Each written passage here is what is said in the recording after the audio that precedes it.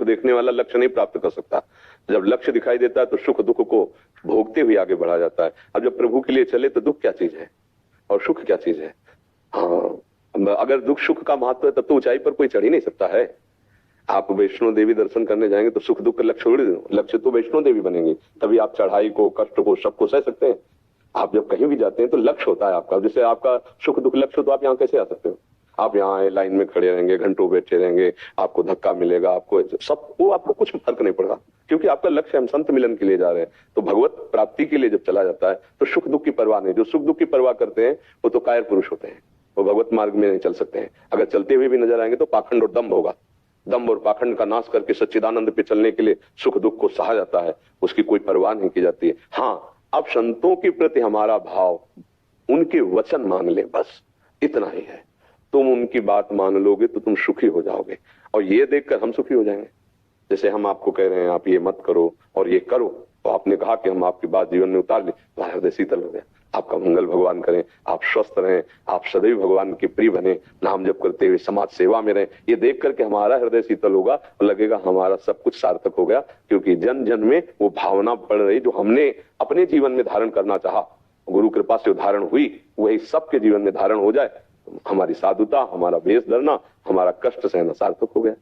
आपको सिर्फ बात माननी है और कुछ नहीं करना। संतों को सुख किस बात का होता है, जब सब नाम, अब हम जैसे सुबह आते हैं, सुबह क्या हो तो आधी रात होती है, 2:15 बजे कोई सुबह थोड़ी होता है, फिर भी देखो हजारों की संख्या में लोग होते हैं। तो अच्छा, सबसे ऐसे मिलते आते हैं ऐसे, लेकिन जो कहता है राधा राधा राधा राधा, तो हम खड़े हो जाते हैं, एक हृदय में आनंद आता। सबसे मिल रहे हैं लेकिन वहां विशेष आनंद आया, क्यों?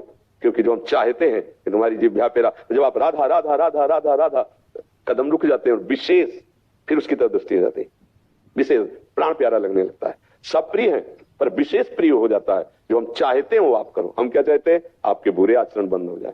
हम चाहते हैं आप सुखी हो जाओ, चिंता शोक रहित हो। पापाचरण करने वाला कभी चिंता शोक रहित नहीं हो सकता, वो सदैव दुख ही भोगेगा। उसके अंदर नकारात्मक सोच आएगी, वो भगवान के प्रति नास्तिक रहेगा, वो सतमार्ग के प्रति वो अपने प्रति नास्तिक हो जाएगा। पापाचरण बहुत ही दुखदायक है। हम चाहते सुख है, करते पापाचरण पर। इस बात से को संतों के हृदय में दुख होता है। वो समझ जाए सामने वाले, वो सुखी हो जाए। इसलिए हमारी ड्यूटी है, ये हमारी ड्यूटी है, ये हमारी सेवा है, ये हमारा धर्म है, ये हमारा कर्तव्य है कि हमारे सामने जो समाज है वो सुखी रहे, वो अध्यात्मवान रहे, वो धर्मवान रहे। ये हमारी सेवा है। तो जब आप धर्मवान और सत्य पे चल रहे तो हमारी सेवा बन गई ना, तो हमारी सेवा बन गई तो हम सुखी हुए। आप सत्य पे चल रहे हो, आप सुखी हुए, तो सुखमय जीवन आपका हो। इसलिए हमारी बात मानो, संतों की बात मानो, शास्त्र की बात मानो, इतना ही आपका कर्तव्य। अगर ये मान गए तो सब हो गया। और ये ना मानो आके हमारे सामने रसगुल्ला, सेव, अंगूर, बात मान लो, बस इतनी बात है। भरण पोषण वस्त्र आदि तो भगवान सबको दे रहे हैं, कहीं ना कहीं से वो सब दे ही रहे, चल ही रहा है। भूखे थोड़ी कोई मर रहा है, अपने अपने कर्मानुसार सबको दे रहे हैं। लेकिन हमारी बात मान लो तो हम सुखी हो जाएंगे। संतों को सुखी करने का मतलब क्या है? आप भले ऐसे कर दिए या ना करो, आपकी बात मान ली हम, आप जो कह रहे हैं उसको जीवन में नहीं टालेंगे।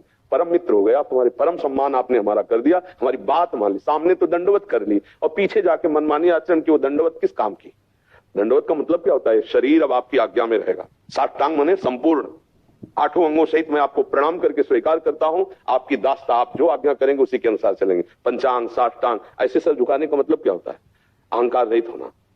मैं आपके चरणों में सर झुकाता हूं, सर झुका के आपकी आज्ञा पालन। सर झुका दिया और आज्ञा पालन नहीं की तो सर झुकाना किस काम का? तो हमें लगता है सर भी ना झुकाए, प्रणाम भी ना करे और आज्ञा पालन करे तो सब बात बन जाए। पर आज्ञा पालन की भावना तभी आती है जब प्रणिपातेन प्रश्नया, भगवान ने कहा है साष्टांग दंडवत करके फिर उनसे प्रश्न करे, फिर उत्तर जो मिला उस पर जीवन हम चलाएं, आचरण में उतारे। क्यों? आपको क्या समझ में आ रहा है कि संतों को कैसे सुख पहुंचाया जा सकता? महाराज जी, जब हम छोटे थे, हमारे दादाजी के साथ जब हम रहते थे तो हम सेवा भाव में थे। महाराज जी, जो भी संत आते थे उनके पैर धोना, उनकी सेवा करना। ये तो बाहरी बात भैया, ये बाहरी बात है। अंतर की बात, उनकी बात मान लो, उनकी बात मान लो, हमारी खास बात समझ लेना, ये बाहरी बात है। चरण धो रहे और उनकी आज्ञा के विपरीत चल रहे तो फिर बात क्या बनेगी? आज्ञा सबसे पहले, आज्ञा सम न सुसाहिब सेवा। अपने सुंदर साहब की सबसे बड़ी सेवा क्या है? आज्ञा पालन।